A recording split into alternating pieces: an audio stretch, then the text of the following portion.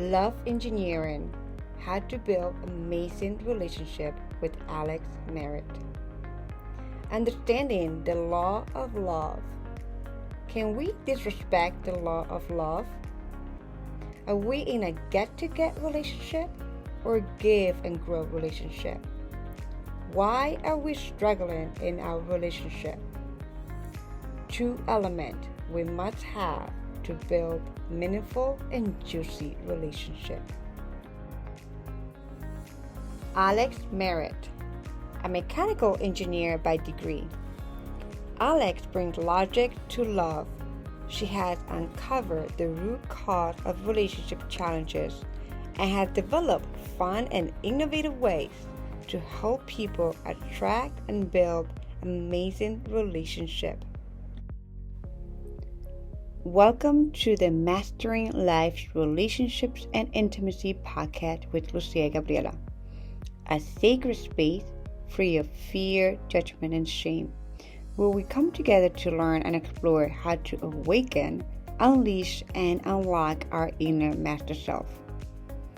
I am Lucia Gabriela, your host, founder at Nuna Holistic Retreat Center, the Sacred Love Temple, and the Sarasota Dark Temple, creator of Tantra Kink, a fusion of Tantra and Kink BDSM, relationship and intimacy coach, integrated somatic therapist, Tantra facilitator, speaker, and co-author.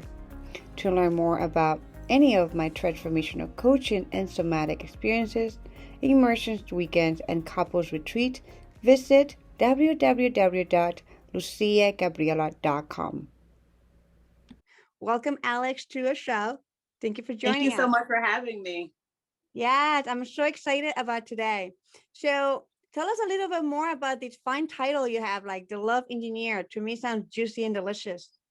Yes, indeed. So it's fascinating. Like I said, I'm a trained mechanical engineer and take the same energy and insights and scientific methods and problem solving approach that earned me a patent that is currently used in the market to understand how and why relationships work. And so it was actually the title that found me because, again, of course, in engineering school, usually engineers and relationships don't go together, but I've always had this fascination with relationships, what makes them go, how they work. And in my own private love lab, I was trying to uncover what did it take to love and be loved. And as I started that journey, I realized that many people were looking for that exact same answer, whether they were married or single. I love your approach because even in my own life, I feel like, and practice as well, I feel like sometimes the way even I coach it, I tell people like, it's like building relationship. It's like building a home. It's like building a structure. If we're building something, so there's element of engineering that goes there, like logic, and many times we don't pay attention to. So I love the conversation today is about love engineering, how to build amazing relationship. So let's dive into it. So everybody who is listening today, I'll get the most out of this time that we are here together. So what do you have for us when it comes to this engineering, how to create amazing, yummy relationship? I think one of the first things is to realize that it starts with you deciding what you want. And so as you talked about building a house or building anything, first you have to decide what it is you're trying to build. So often people end up in relationships by happenstance with no real direction, with no real insights, with no real actual plan. And so before you can build anything, you must decide what it is you are wanting to build in order for it to work. And then I think two for that then becomes being clear about the vision you have for the thing you're building. So once you decide what you are building, then being clear about what will it be, what do you anticipate it being used for, what's the vision for it. I say all the time that many people only have a vision to the wedding and then wonder why the marriage falls apart is because there was no vision for the marriage. And so you have to have a vision for how will this be used? What will our relationship contribute to ourselves, right? Because again, in any relationship, you're 100% part of it. They are. So what is it that we're here for? And then what does our relationship serve in a bigger picture, right? So having a vision, knowing what you want to do, deciding, and then having a vision for it. I think those are the first two elements for being able to build an amazing relationship. Yeah, and you're right on it, because one of the things working with entrepreneurs and business, I would call overachievers, right? Like we're always going for the next thing, like like achieving and accomplishing. Like a lot of times, like entrepreneurs, one of the things I always mention is that we take the time to sit down and plan our business. We take the time to sit down and plan our, what's our mission statement, what are a code of ethics for, for partnership and business, what is like our mission statement, right? Like we take the time to do that for business, but it's fascinating that working with CEOs and entrepreneurs and it's just amazing to see like we don't take the time to sit down and do the same thing, like what you just mentioned, like what it is that you're building and the vision of it. And I feel like I definitely resonate with you that it is super critical to start from there. Yeah. Yeah, that becomes really important. And you're right. When I work with clients, whether they're in my relationship academy or they're with the games, it's just this recognition that that becomes really important. So once you've decided what it is that you want to do, you have a vision for it, then it's realizing that like everything else in life, there are some principles that must be at play in order for you to be able to then build it, right? There are some principles, the methods are many, as people say, but the principles are few. And so when it comes to healthy, happy relationships, I call them the 4 gears of great relationships that must also be connected, right? We talked about the first gear, which is vision, this vision for the relationship. The second gear for me is communication. We talk about it all the time, but being able to communicate and having communication skills beyond just talking and listening, I think the level underneath that is around understanding, being able to communicate in a way that you understand the intent that it's being shared for and what the desired outcome is for why it's being shared. So understanding your partner in that way, and also being able to communicate in a way that they understand, again, what your intent is and what your desired outcome is. The third gear of great relationships is around conflict, right? Because no matter how great of a relationship it is, no matter how much you and your partner have in common, no matter how much that you have planned, there will be conflict. And not all conflict is bad. When people hear conflict, they hear something negative, but having skills to manage through and address conflict in your relationships is another really important requirement in order to build an amazing relationship. And then the fourth gear of great relationship is growth, right? So, we'll start it one way, but even like you mentioned in business, and one of the things I tell clients all the time is that nothing that is living stays the same. It always is changing. And so you can only coax one direction, however. And so if you aren't consciously growing or committing to growth or expanding in the relationship, then it will tend toward decline. Wonderful. So what do you think is the struggle that people has when it comes to creating awesome relationship? One is the fact that very often people are seeking for relationships to supplement some deficit that they have within themselves, right? So they're using a relationship or another person to make themselves feel better, to validate their worthiness, to to deal with some challenges or some gaps in self-love that they haven't addressed. And so many people, so I think one of the biggest challenges is that we're using people actually, not to share love with them, but to get love from them. And it seems as if it is one and the same, but there is a nuance there that is really important, right? I fundamentally believe as a love engineer that relationships are places you go to give and grow. But when you are trying to get it from someone, then it becomes this pressure, this expectation, this all of this all of these expectations that usually go unfulfilled, which over time start to erode the connection and the quality of relationships. Yeah, so it's one of those things, like it's really fascinating to be to witness relationship where um like unconsciously many people don't know that they are to they get, right, like they just want to get that love, they get that love, and they don't realize the harm that they doing to themselves and to the partners. Let's say that you're in a relationship that that you have this dynamic with one person is there just to get and to fulfill things about themselves. How do you address this with your clients in the sense of like, um, because I believe that it's important to get back to self-love, of course, always understanding to ourselves, and at the same time learn to communicate that this dynamic exists. And I feel like many times people are very afraid to communicate that this dynamic exists in a relationship where one person is getting and it's just getting to fulfill something that is empty within themselves. Yeah. And the reality is that all relationships are volunteer efforts, and like attracts like. And so there's never a situation where there's only one person in it. So if one's in a relationship to just get, then the other person on the receiving side of that is a giver, but a giver who is giving to get love. Right. So they don't end up in a relationship accidentally. It's like, I think all relationships are mirrors. So if we find ourselves in relationships with someone and we can identify a gap, if you will, or an issue with them, then I invite my clients to realize that it's a reflection of something in them.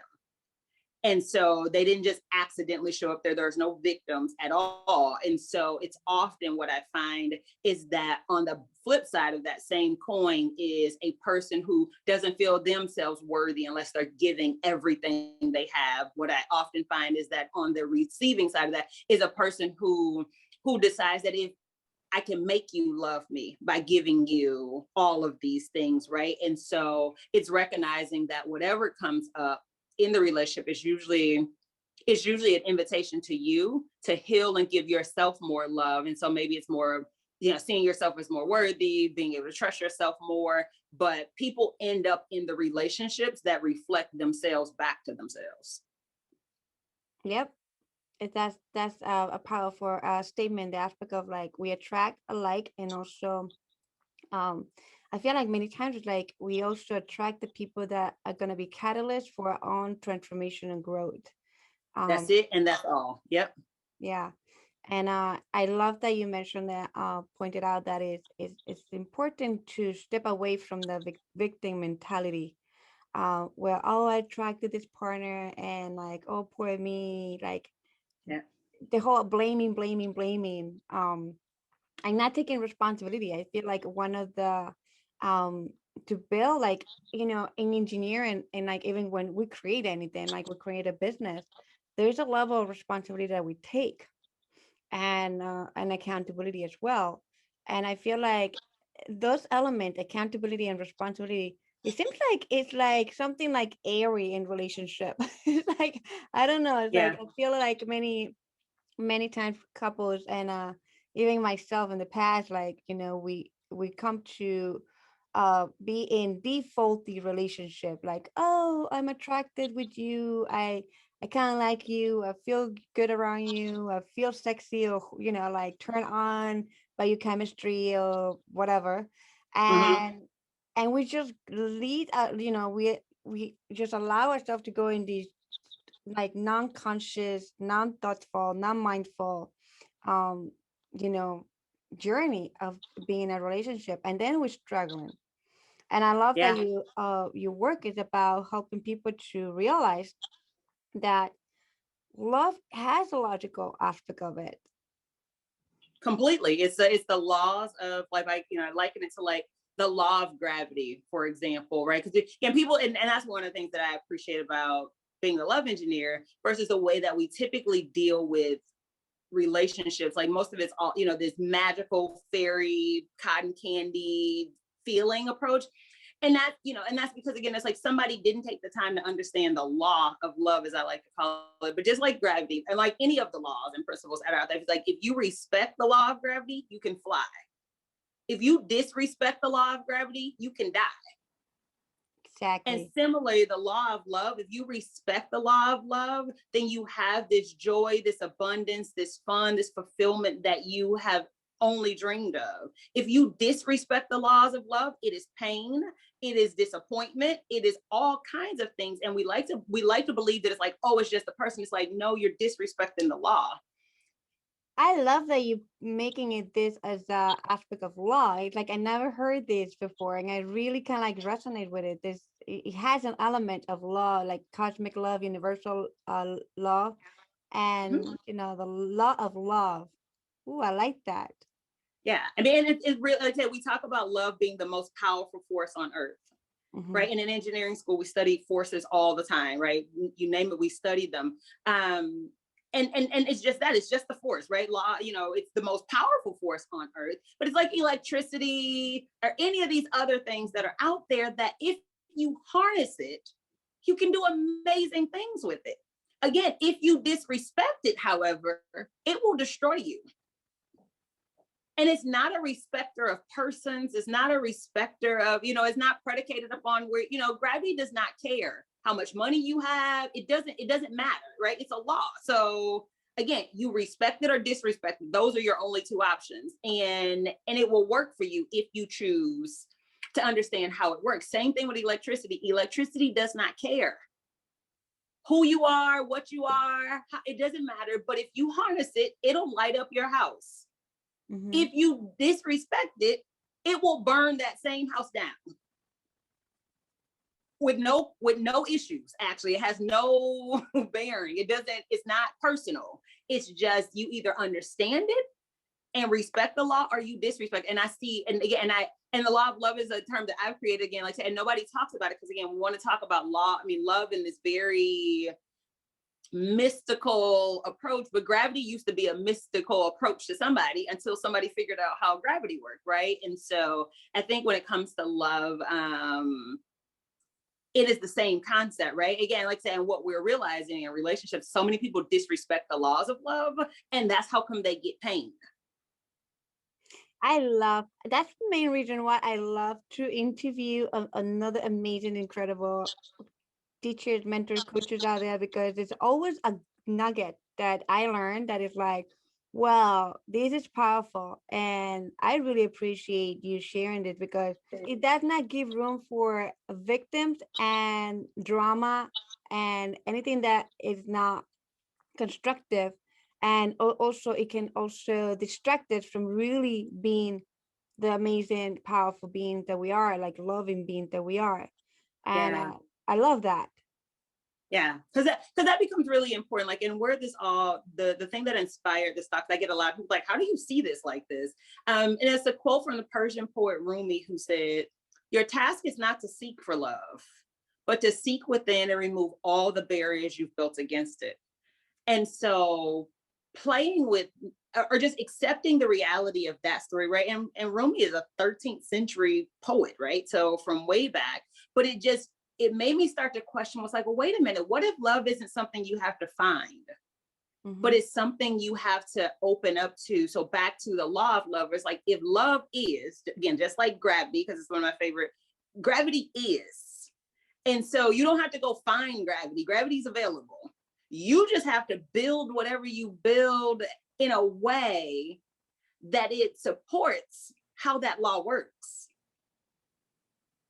If you don't, it's coming down. It doesn't really matter. Like, again, gravity doesn't care. It's not personal. It is really, you either Exactly. understand it That's it, the or you thing. don't. Like, it's not personal. It's not personal. It's not Not personal at all. personal. It's like you don't get, if you don't do your work, you're the one that's gonna pay the consequences, nobody else, right? Yeah. If you're going Yeah. against the law of gravity, of course you're gonna go pay the Of course you consequences. fall, right? We always is like, of course you fall. Like, there's nobody who's like, oh my God, I can't believe I fell. It's like, no, you walked off that cliff with nothing underneath you. You had to fall. Similarly, we go into love and relationships. It's like, no, you went into that with no self-love. You have to have pain. You have to be disappointed. You have to. Like, there's no way around that, actually. I walked into this relationship fearful. Of course, you will be suspicious or worried about if they are faithful. You lie to yourself all the time. You don't keep your word to yourself. Of course, you entered into a relationship with somebody who is not truthful. They have to be, because you are as well. Mhm. Yeah.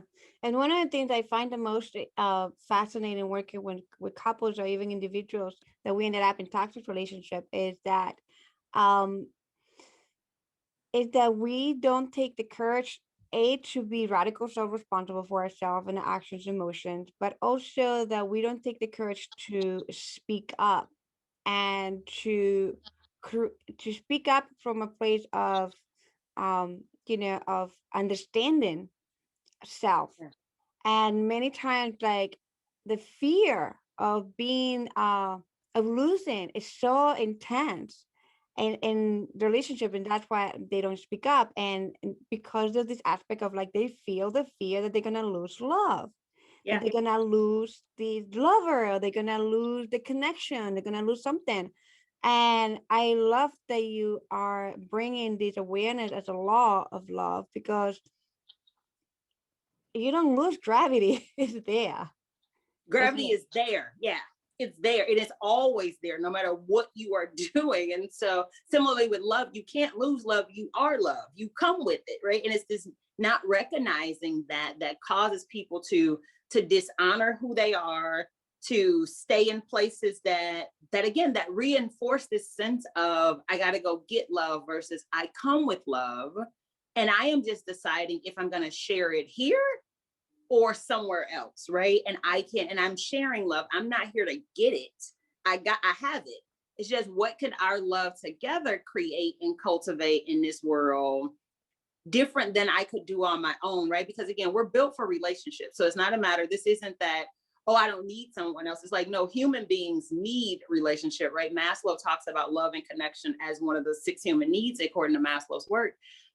But it's real, again, back to realizing that there are ways of being that create stronger connections, and there are ways of beings that create disconnection. It is that straightforward, actually. Exactly. Yeah. The way of being, also the behaviors that we allow ourselves to consciously and unconsciously to practice every day, Yeah. that create that Yeah. connection or disconnection. And man, I love this conversation with you. It's so amazing. I love that. It's like, whoa, it's like, Thank that you. big emoji that was like your brain get like I was like, whoa, Well, that's awesome. I'm like, what else do you have over there? it's like I got games. I got, because again, like I said, I really do approach this from a very different standpoint. Like I said, because again, I could get into the drama of like, why are men like this and why are women like this? It's like that's again irrelevant, right? Because it comes back to again, what are the principles that you're building this relationship upon? And the work is doing the heart work, as I call it. Not hard work, it's heart work, doing the heart work to release the beliefs, the barriers, the behaviors that block the love in your life, so that again you show up in love, right? And you attract people to like I said, to you that realize again that they came to teach you something and you came to teach them something. And some of those relationships are going to go to forever, and some of those relationships are for now. And you can be grateful for them all. Exactly. I have the same approach when it comes to relationships. There's some relationships, some people that come into your life for a very specific period of time. They're not meant to be with you forever, and they're catalysts. I call them my catalyst. And some of Yeah. them, they stay a little longer because they're also catalysts in different dynamics. And I feel like when we get hooked and attached to the person and not appreciate the catalysm, the alchemy that happened in the relationship, we lose ourselves. We go into this drama and this whole victim. Yeah, make up this story, make up all these things, create all this pain, and then take that same energy into our next relationship. Exactly. I am like in the world of tantra, right? Like where it's like all about connection and energy, and it's just so fascinating sometimes. Like even when you're in the spiritual concept, the spiritual experience of love. Um, I always invite everyone that even if you're practicing the spiritual concept of love, there's some aspect of logic that need to be in place, because then you are like spiritual bypassing everything, where you are not taking accountability and responsibility for your action, for your emotions. You leave it everything to spirit and energy and all that. And Yeah, there's no, no, you're blaming something outside of yourself. That's exactly. I mean, so whether you blame God or you blame the partner in front, that the idea that somebody other than me is responsible for what I'm experiencing, as opposed to I am co-creating every situation I am a part of. Be that with the divine, be that with the guy or girl in front of you, be that with your colleagues at work. You are 100% a part of all relationships you are in, be they physical or non-physical relationships. So you have a responsibility and an opportunity to co-create the best experiences that you want, right? And so I think that's the other piece, is that this notion of that we are 100% of every relationship we're in. powerful, powerful, beautiful, beautiful. Thank you so much. So just to wrap it up, these, like, we can go for hours, and like I feel like all of us have something to learn from you. So tell us, where can we find you, and what would be your, your final insight that you would like to share with all of us? So you can find me at Dessert and Discussion, which is my website, Dessert and Discussion, or at theloveengineer.com. Any one of those will do it. I'm on social media at Alex the Love Engineer on Instagram. So you can find there, but dessertanddiscussion.com is the place. My final insight would be just this, is that you are love, right? So just realize that, again, you were born in love, built for great relationships. And so all the love that you need is literally within you now. It's just connecting to that reality and then choosing to share it with those who also are ready to share love. Wonderful. I am so excited. I cannot wait to share this with all my community. And I already have a list of people that I'm like, whoa, you have to listen to this podcast. So really, really excited. Thank you so much, Alex, for joining us today. I really appreciate you. Not a problem. Thank you so much for having me. Thank you, everyone, for listening today. And I see you next time. Have a great day. Thank you for joining us on today's episode. And remember, you are a powerful, incredible, and delicious creator and master of your life. Loving you, and see you next time.